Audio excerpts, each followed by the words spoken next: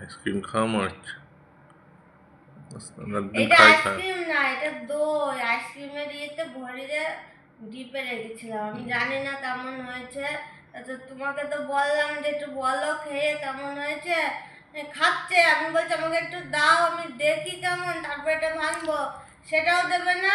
বেজে আবার বেজে বড়টা না না, নিয়েছে। আবার ঠিক আছে বড়টা নিশ্চয় অর্ধেক খারাপ হবে না ভালো হবে তার ঠিক নেই, ওই জন্য ছোটটাকে বের করেছি। তা আমি তো ছোটটা থেকে খেতে যাচ্ছি, তুমি তো দিচ্ছ না, এক কথা। তা এখানে জানি না কেমন হবে, অনেকটা বড় হয়ে আছে, ওই জন্য খাচ্ছি না, একটুখানি ইয়ে হোক। তো এখন একটা পার্সেল আসলো, আমি জানি না পার্সেলের কি আছে, আমি কি অর্ডার দিয়েছিলাম। আমি অর্ডার অনেক কিছু দিয়েছিলাম, কিন্তু কোন দিকটা কি দিয়েছি বোঝা যায় না, দুই দিকেই আটা থাকে, আমাদের ইয়ে করে দেখতে হবে।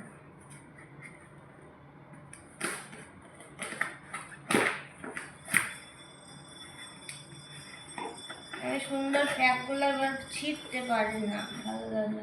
ওই দেখো আসছে আইসক্রিমওয়ালা, 20 টাকা করে আইসক্রিম নেয়, অত টাকা দিয়ে আইসক্রিম খেতে হবে।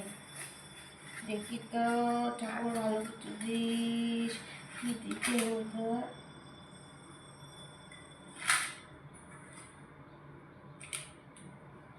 মা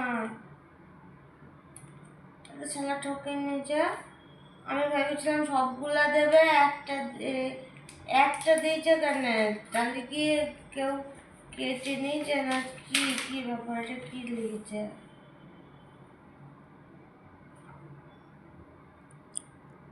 তো ভেতরে ছিল, দেখছি পরে।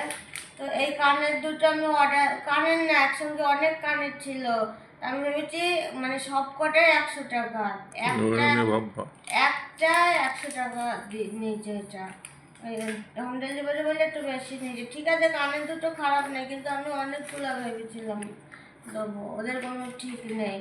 একটা কাগজ দিয়েছে, কিসের কাগজ এখনো দেখিনি, তো দেখবো।